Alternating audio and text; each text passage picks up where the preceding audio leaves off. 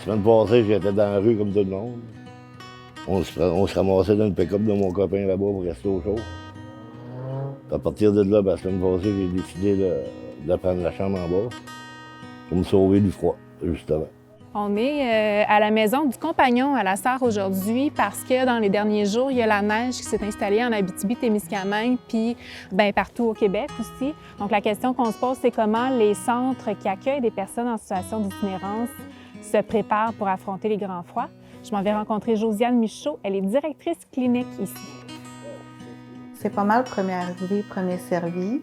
Dans notre dortoir. Dans notre service de cheminement, ça, on est à pleine capacité. Dans nos logements, présentement, ils sont déjà comme réservés, mais on n'a plus de place non plus dans nos logements. Fait qu'on marche avec un petit peu d'inquiétude avec l'hiver qui s'en vient. C'est inquiétant dans les autres secteurs aussi, que ce soit Val-d'Or, Rouyn ou même Témiscamingue. C'est vraiment là, on comprend pas le phénomène. C'est sûr que les logements sont dispendieux, probablement que c'est ce qui se passe. Ça déborde dans nos services.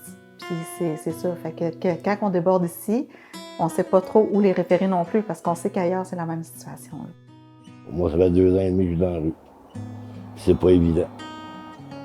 Il a été un bout de... C'était à base volontaire de ma part, vu que l'été était beau et ainsi de suite. Mais là, vu que le fret est arrivé, j'ai décidé de prendre une chambre puis me reprendre en bain en bon français. J'ai 60 ans, puis je m'aurais jamais pensé de me ramasser dans la rue à 60 ans. J'ai eu la chance de prendre une chambre en bas, mais il y en a juste 4 chambres, ça fait que c'est pas évident. Là. On a acheté des matelas supplémentaires.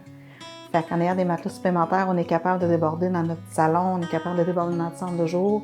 Si quelqu'un arrive, on est capable de les prendre. Fait que, on les refuse pas. Depuis 2 ans, on a des sacs à dos prêts, que la nourriture dedans, des couvertures, des slips, des bas, des tucs. Fait que, les policiers arrivent, moi je peux leur ordonner ça. Ça c'est n'importe quel organisme communautaire qui dit je sais qu'il y a quelqu'un qui dort dans une maison qui n'est pas chauffée. Et on est capable de se débrouiller, puis on a déjà comme un sac à dos de survie de prêt. Là. On se retrouve aussi avec des familles en difficulté. Fait que, on a des papas qui se retrouvent en situation qu'il faut qu'ils dorment dans le char parce qu'il y a une séparation, des choses comme ça.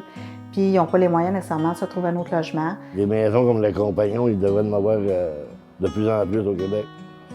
Puis le monde pense qu'en région, il n'y a pas d'itinérance, mais il reste la bête.